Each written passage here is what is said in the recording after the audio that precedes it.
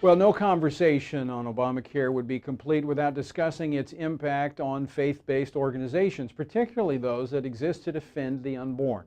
Dr. Sandy Christiansen is an advisor to the she's a national medical advisor to CareNet, and she also serves as medical director for CareNet's Pregnancy Center of Frederick, Maryland. Dr. Christiansen, thank you so much for being with us tonight. Oh, it's my pleasure, Tony. Let me ask you this. How do you see Obamacare affecting the pregnancy resource centers that there's over 2,000 of them dotted across the country that are serving over 2 million women every year? How are they going to be impacted by this? As you know, there's, as you said, 2,000, and among those, 1,100 plus are under the CareNet affiliation. Right. And of those, 500 provide some measure of medical services, whether it's ultrasound to demonstrate the life within them, sexually transmitted disease and infection testing, some limited prenatal care.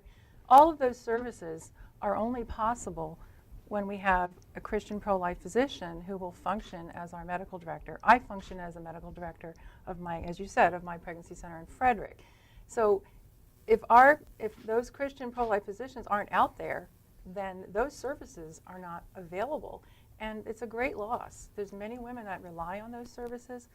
It make a difference for them. And there's nothing that will step in and fill that gap. There's nothing to take the place of the non-judgmental, compassionate care that pregnancy centers provide. You know, that's an important point that I don't think has been discussed at all, because I go to a lot of these pregnancy centers across the country doing tremendous work with no government money. That's right. And the physicians are volunteering their time. And as Dr. Stevens, you just heard, joined us a few moments ago, said that a lot of young people, Christians, Yes. Are rethinking entering into this field. And so who will volunteer to provide the services for those young women? This is a great question, Tony. And I myself have interviewed and gone to campuses. I've gone to the University of Maryland and Johns Hopkins and met with faith-based students there, Christian students, nursing, medical, research, and they are scared. They are concerned. Who will? I think at the end of the day, maybe the only doctors out there will be the abortion providers, ultimately. And I would tell you, just the pregnancy centers, the care clinics have made a huge difference in this debate over life because of the compassionate care that's provided there. And if that goes away, the ability to make that, you know, that compassionate Christian stand right there where those young ladies are will be lost. They will. It will, and it's a tragedy, really. I mean, this is really a national crisis. You know, as all the speakers have mentioned tonight, it hits every American on every level. You know, economic, constitutional rights. I mean, during my residency training, I was discriminated against because I refused to do abortions. And at that time, there were laws on the books, and I had rights that were being violated and challenged. Well, today, those laws are being obliterated. In terms of what do I have to fall back on? What recourse does a physician have who feels like they're being discriminated against because they have these moral convictions, which, by the way, are protect patients. This is why Hippocrates developed the Hippocratic Oath. It was chiefly to protect patients. Well, Dr. Christians, let me ask you this. I posed it to Dr. Stevens in terms of his members, but let me ask you specifically as a physician, what specific concerns do you have about your ability to practice medicine under Obamacare fully implemented? As I understand it, Tony, really this Obamacare represents a seismic shift, if you will, in the practice of medicine. And you know, for centuries, doctors relied on their moral convictions to be a compass for them to provide care.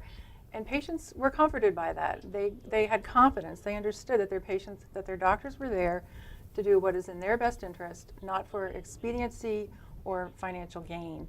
And so now, you know, if, as speakers have said, all bets are off. I mean, anything could be mandated. There's no reason to think that we're safe from any potential outcome from this. You know, we just went through this debate over the mandate, which is still being implemented on religious organizations to provide contraception coverage, abortifacients. Opponents of or those who are been pushing these mandates claim that these are women's issues, Yes. and those who are speaking in opposition to these mandates are simply against women. Yes. That, I think, at the least is misguided, and at best, really a smokescreen for, hiding really what we've already spoken about, the reality of constitutional rights being challenged, financial bankruptcy for the nation, and just plain bad medicine, really. And yet, if for those who do see it as a women's issue, I would challenge them and say, okay, well, let's hear from all the women. Because in no way do I think all the women are represented by the figures that the government has been touting. In fact, there's groups out there like womenspeakforthemselves.org, and you can sign on. And there's thousands of women who've signed on there who do not share the values and do not agree with what the president is trying to push through. Dr. Christiansen, thank you so much for being with us, but let me also thank you for your work on behalf of the Care Pregnancy Centers. Okay. My pleasure. Thanks so much. Bye. Well, folks, again, you are so much a part of this, and you need to weigh in. And one of those ways to do that is to go and sign the pledge to make sure that you will not vote for somebody who will not repeal Obamacare. Go to runtorepeal.org and sign that pledge, where you will commit to only supporting those who will commit to doing away with this bad law.